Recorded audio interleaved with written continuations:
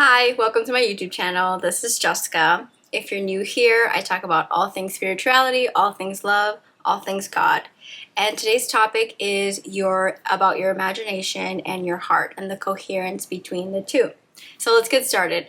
So your imagination is really your reality. It's about you create your reality by what you think about others, what you think about yourself, what you think about your reality. Those thoughts become tangible and they become your surroundings. They become your limitations or your ability to persevere and to push forward. Everything that you're thinking about others, you're thinking about yourself. And when you change the way that you think and you really examine the beliefs that you have, and you start to really see where those limiting patterns are, the beliefs where other people have programmed you or society has programmed you into thinking that life is challenging or that it is difficult. It's really important to examine those, because life only becomes difficult when you think that it is and when you see it that way. Our thoughts create our reality.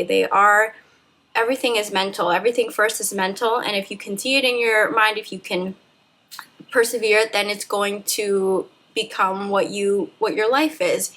And it's so important to have a heart and mind coherence, because that is how you can create things in your reality. As we know, the universe is a mirror. It's a reflection of what you think, feel, and how you act.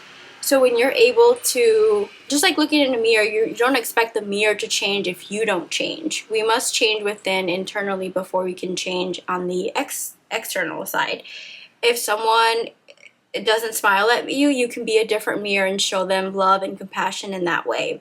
So people often think that your brain is one of the most important things in the way of creating the life that you want to create, but really it's your heart. Your emotions drive so much of your reality, and if you're living in constant worry and in constant fear, and as Jesus said, this is one of the big teachings in the gospel, is worrying does anything. It just takes your energy away and it depletes you and that life force energy that you can use to create beautiful things in your life, where you can create heaven on earth as opposed to creating a nightmare on earth. So your heart is so important in you really living a peaceful, joyful, happy, fulfilling life, because your emotions are energy in motion, and they are what drive your actions.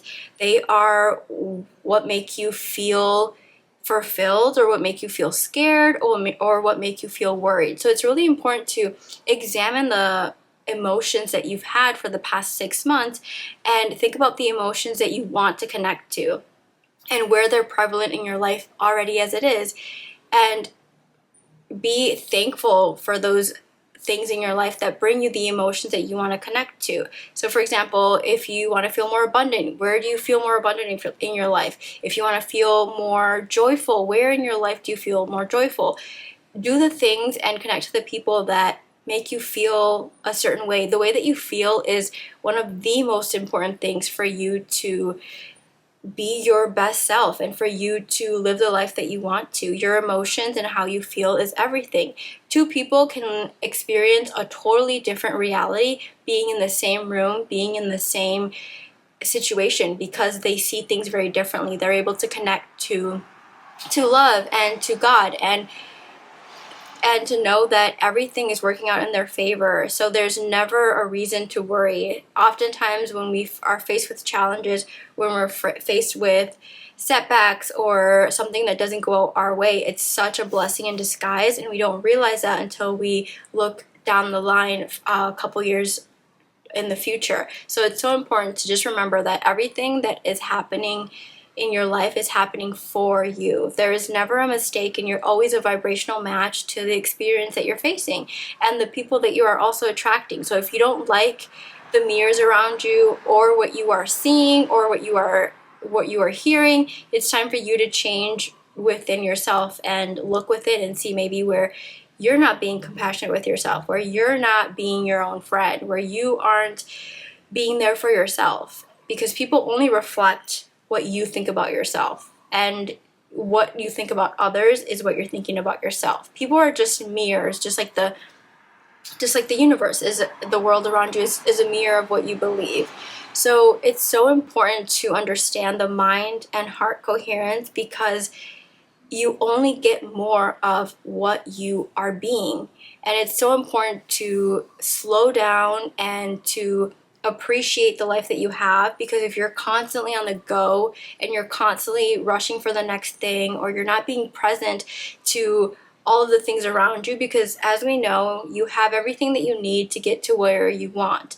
And God teaches us that, being his children, that we can break old patterns and we can see past the limitations when we're able to slow down. Of course, Jesus says, be still and know that I am God. It's knowing really that in your silence, in your presence, in your being fully in the moment and not worrying about the future or the past, you can see new openings, new doors coming to light, and really see yourself for what you can be. And it's so important to know that when you have fear of how other people see you, it's a lot of like mental chatter in your brain. And in order to disconnect from that, it's really asking yourself, what about other people do you think is true? Do you believe that what they are saying is true, or do you know who you are and you can detach from other people's perspectives, other people's ideas of you? Because only you know your truth. Your truth is between you and God, and